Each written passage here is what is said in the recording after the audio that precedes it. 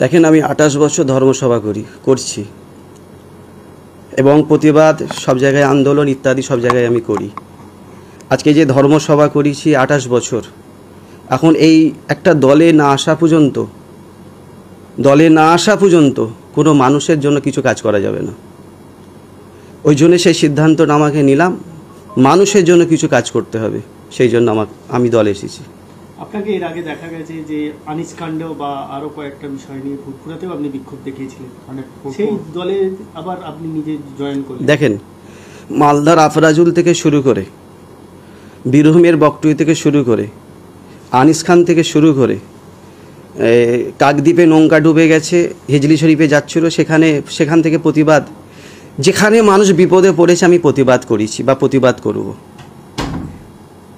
আজকে যে করেছে, যে এত আন্দোলন করেছি, মানুষ বিপদে পড়েছে, আমি আন্দোলন করেছি। আগামী দিন যদি কোনো মানুষ বিপদে পড়ে আমি অবশ্যই আন্দোলন করব।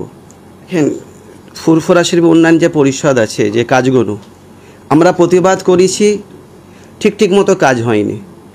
আজকে ঠিক মতো কাজ হবার জন্য আজকে আমাকে দলে আসা, যাতে সঠিক কাজটা হয়, মানুষ সঠিক কাজটা যেন পায়, ব্যাস আজকে সেই জন্য দলে আসা। আপনাকে কি দিদির ইচ্ছাতেই দলে এলেন নাকি আপনি যোগাযোগ? আজকের মাননীয় মুখ্যমন্ত্রী মমতা বন্দ্যোপাধ্যায় আমাকে দিয়েছেন, অভিষেক বন্দ্যোপাধ্যায় আমাকে দিয়েছেন, তেনাদেরকে আমি ধন্যবাদ জানাবো যে ফুরফুরা শরীফে একটা পীর পরিবারে একটা এত বড় দায়িত্ব দিয়েছেন। না, ফুরফুরা শরীফে উনি আসছেন, উনি আমার বাড়ির মেহমান, আমার বাড়িতে আসছেন, তাকে আপ্যায়ন করতে হবে আমাকে। সে আপ্যায়নটা আমরা করেছি এবং ফুরফুরা পীর সাহেব পীরজাদারা করেছেন। ওনারা আমাকে ঠিক করেছেন কি ওনারা ভেবেছেন সেটা ওনাদের ব্যাপার।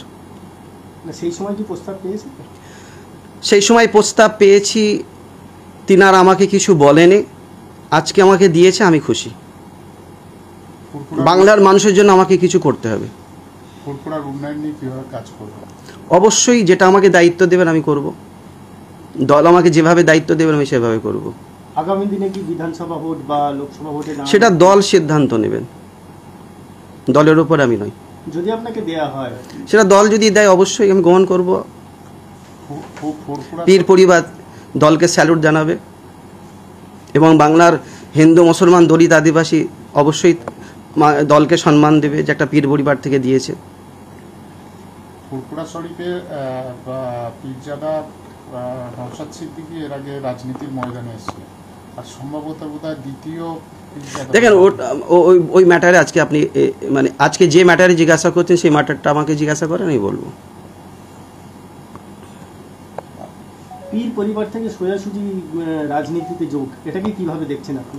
উনি আমাকে দিয়েছেন, পীর পরিবাররা খুশি, আমাকে দিয়েছেন, আমিও খুশি। আমাকে কিছু করতে হবে।